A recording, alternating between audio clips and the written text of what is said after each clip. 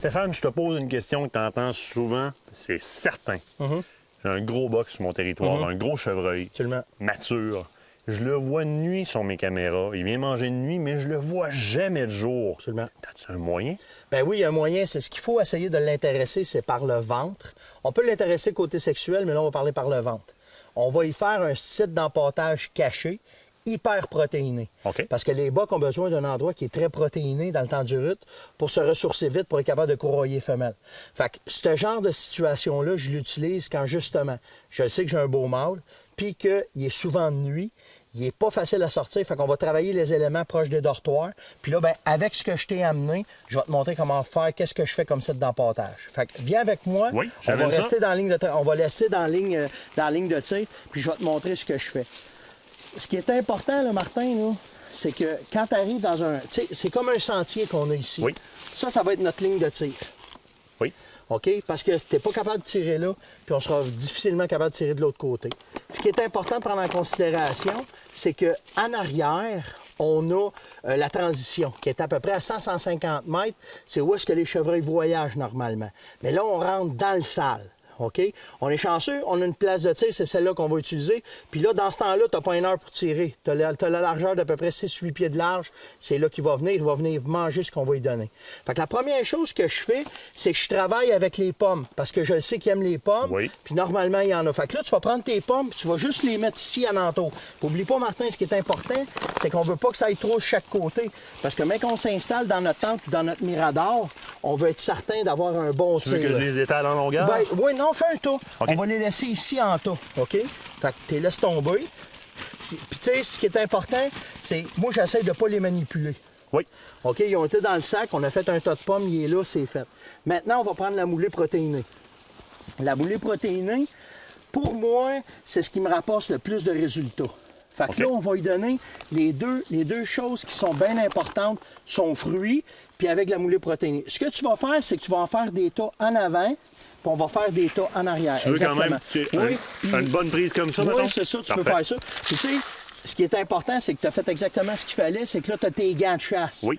Fait que pas de main, pas rien, on laisse pas d'odeur. Fait que mets-en encore un peu ici. On va en mettre un peu là. Parfait. Mettons où est-ce que t'es, entre Oui, les pattes? au-dessus de mes pattes. Puis, après ça, je vais en saupoudrer par-dessus mes pommes. Exactement comme ça. OK? Puis, tu peux en prendre un peu puis te tasser juste un petit peu plus en arrière. À peu près comme ça. Je vais t'expliquer pourquoi on fait ça. Encore un peu. OK, arrête ça. Ramène tout ça.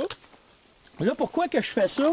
C'est que j'ai des chances, dans un endroit comme ça, que les grosses femelles soient intéressées aussi par ça. Les femelles qui sont méfiantes. Oui. Fait qu'en faisant plusieurs tas, tu vas avoir une chance qu'elle embarque sur un tas, que si le boc, elle le voit venir, elle va devenir nerveuse, mais le boc, lui, va rentrer sur l'autre tas de nourriture qu'il y a là OK. avant de venir manger. Bien entendu, l'achalandage va commencer, mais où est-ce que ça fait une différence dans ce qu'on a là? C'est que je vais utiliser une poudre protéinée. Le chestnut. Le chestnut. Mais ça, c'est nouveau, là. Là, tu me donnes Absolument. un chestnut, puis je savais pas que t'en avais. Faut qu'on se parle avant une chronique. Ce qui est important, c'est qu'une poudre protéinée comme le chestnut, OK? Ce qu'on a fait, c'est que l'engouement du chestnut est rendu aux États-Unis. Oui. Elle s'est transportée au Canada. Fait qu'on ne pouvait pas laisser passer ça. Sauf qu'on a fait la recette au goût de la fermonnette. OK. Parce que la poudre de chestnut, c'est un produit qui est âcre. OK? Le chevreuil en mange parce que c'est hyper protéiné, mais il n'y en a pas partout. Donc, c'est une saveur qui, dans certains endroits, peut-être que les chevreuils ne sont pas accoutumés d'en manger. Les tests nous disent que les bocs raffolent du chestnut. OK. Fait que même si dans votre secteur, on a des glands, mettons, ou d'autres fruits que les arbres nous donnent, ce genre de poudre-là va faire que ça va intéresser nos bocs, puis ils vont vouloir venir en manger. Fait que ce que je fais, puis regarde bien, quand je te dis que ça a été arrangé à la façon de la fermonnette, si tu sens-le comment est-ce que ça sent fort. Oh, on sait ça, le chocolat chaud? Ça sent bon aussi. Ça sent très bon. Ça sent très bon. Fait que ce qu'on a fait, c'est qu'on a pris l'odeur du chestnut aussi, Oui. on l'a synthétisé, puis on l'a rajouté à la protéine que ça donne, le chestnut. Fait que là, il est plus odoriférant que n'importe quelle autre sorte de chestnut naturel. Puis là, ça va nous aider à aller chercher encore plus loin à cause de l'odeur, les chevreuils, comment est-ce que ça va faire. Comment est-ce que je l'utilise? Bien, simplement, vu que tu as fait ça, je vais en laisser tomber. Regarde, c'est comme une poudre. Oui. Je vais en laisser tomber là. Là, je vois que tu as quand même un côté volatile quand tu l'étends. Oui, Il aussi, y en a ben, qui part dans exactement, le vent, là. parce que, tu sais, c'est une noix. Cette noix-là, elle est broyée. Oui. Fait que c'est ce que ça fait. C'est une châtaigne. Là. Oui, c'est le vrai terme, c'est une châtaigne. C'est une châtaigne, c'est exactement. Puis là, je vais en faire des tas.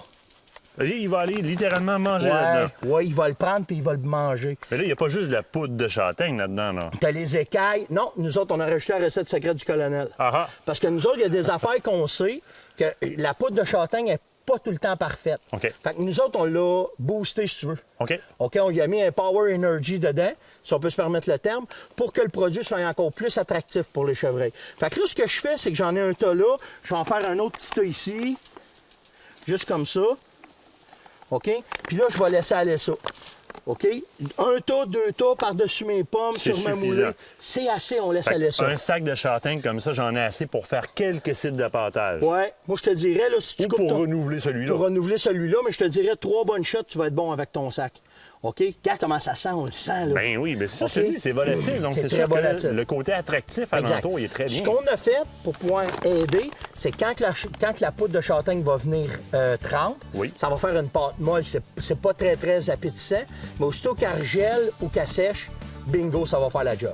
Stéphane, chestnut, châtaigne, c'est disponible, on l'essaye. Hey, génial. Mais t'aurais pu me le dire avant que tu C'est correct.